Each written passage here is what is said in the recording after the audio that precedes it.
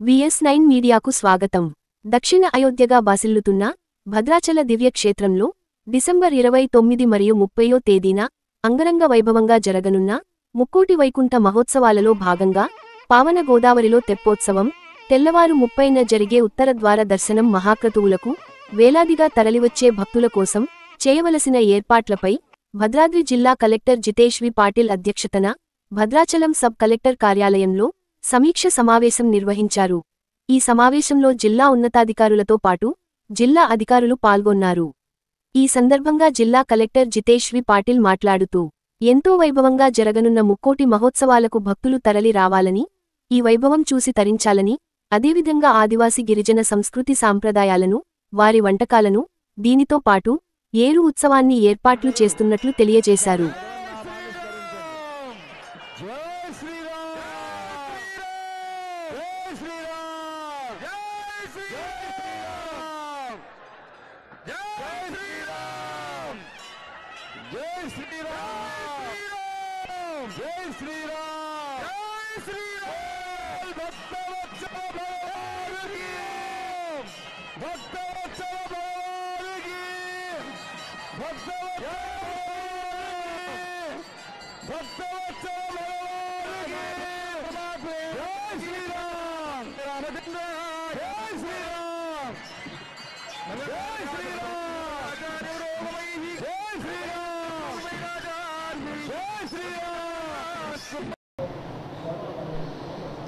ఈరోజు Bhadrachalam sub collector ఆఫీస్లో అందరూ అధికారులు జమ అయి ఒక ముందుగానే ఏమేం చర్యలు తీసుకోవాల్సిన అవసరం ఉంది, మన ముక్కోటి తెప్పోత్సవం మరియు ఉత్తర ద్వార దర్శనం అన్ని ఏర్పాట్ల కోసం ఇక్కడ అందరు అధికారులు వచ్చి వాళ్ళతో సమీక్ష నిర్వహించడం జరిగింది.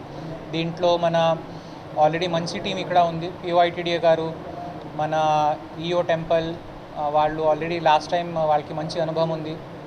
DSP గారు, కొత్తగూడెం ఆర్డీఓ గారు, అట్లానే ఇప్పుడు మన సబ్ కలెక్టర్ మృణాల్ గారు కూడా, అండ్ అలాగే మన PDDRDA గారు as additional collector local bodies, ఇంకా అన్ని departments, fire, RWS, NPDCL, irrigation వాళ్ళందరితో సమన్వయం చేసుకొని ఈసారి ఇంకా మంచి పేరు మనకి రావాలి.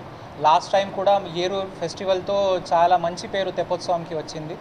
సో ఈసారి కూడా కల్చరల్ ప్రోగ్రామ్ ఏర్పాటు చేసి ఘాట్లో మంచి స్టాల్స్ పెట్టేసి మన జిల్లాలో ఉన్న వినూత్నమైన ప్రోడక్ట్స్, మన మహిళా సమాఖ్య ఇంకా ఆదివాసీ మన కమ్యూనిటీస్ ఏదైతే తయారు చేస్తారో వాళ్ళకి హైలైట్ చేసే మా ప్రయత్నం ఉంటుంది. అందరికీ మేము స్వాగతిస్తున్నాము. ముక్కోటి అంటే చాలా అద్భుతమైన పవిత్రమైన ఒక అనుభవం ఉంటుంది. ఉదయం చాలా ఎర్లీ అయినా సరే కానీ 5 గంటలకి ఆ ద్వార దర్శనం అయితే చాలా మంచి శ్రద్ధ అండ్ భక్తి అట్లా భావన పెంచుతుంది. సో మేము అందరికీ స్వాగతిస్తున్నాము. భద్రాచలానికి మొత్తం క్లీన్లీనెస్, గ్రీనరీ ఇదంతా ప్లాన్ మేము చేసుకుని ఉన్నాము. పట్టణం అంతా శుభ్రంగా తయారు చేసుకుంటున్నాము. వచ్చిన వాళ్ళకి మేము కోరేది ఒకటే, దయచేసి మీరు ప్లాస్టిక్ లేదా చెత్త డస్ట్బిన్ కాకుండా వేరే దగ్గర వేయకండి. రెండోది, ఘాట్ దగ్గర కూడా ఓపిక్గా అందరూ చాలా పెద్ద ఏర్పాటు ఉంది, తొందరపడి ముందుకి వచ్చి అట్లా ప్రయత్నాలు చేయవద్దు. దర్శనం చేసేటప్పుడు కూడా ప్రశాంతంగా అందరికీ దర్శనం చేసే ఏర్పాట్లు ఉన్నాయి. సో ఎక్కడ కూడా తొందరపడి మీదికి వచ్చి ఎవరు పడిపోవద్దు అని మా విజ్ఞప్తి.